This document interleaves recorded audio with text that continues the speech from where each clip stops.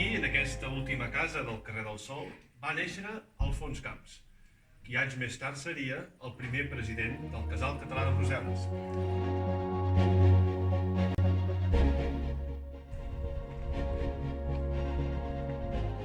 El coneixia bastant perquè va adoptar una noia, la Maria Amparo, que jo havia anat al col·legi amb aquesta noia, aquí a Gullant. Aquest senyor més aviat no s'hi ben plantat, sempre molt ben vestit, molt net, més aviat tal.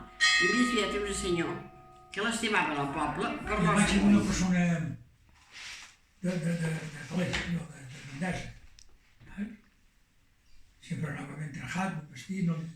Però amb aquesta imatge. Camps, qui era un senyor que passava per aquí, amb el meu pare, aquí li deia un vas a pescar o el que sigui, es feien per aquí i esperaven aquí.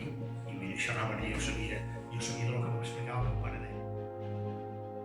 Bueno, el negoci el havia obert l'avi, perquè com que de fer taps i tot això no en tenia res, perquè no havia anat. Doncs ell només feia el negoci aquest de recollir taps. Llavors que els havien fet, ell els comprava, els enviaven a Seret i el Voló, aquests dos puestos. I llavors d'allà se'ls emportaven cap a França, cap a dalt. Els portaven el seu nom a propaganda.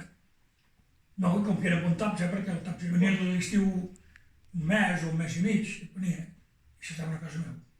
Era la casa Pairal. Era la casa Pairal. Em semblava llavors, em semblava un dandi, que el senyor anava amb la seva gorra, saps, com si fos una gorra d'un jugador d'aquests de golf de bandes, saps?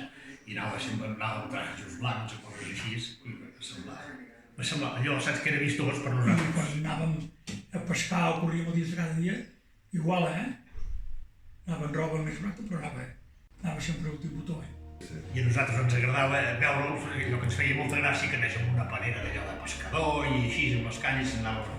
Jo recordo haver-lo vist aquí baix a la Ribera, es tenia una cadireta que se sentava i estava allà pescant.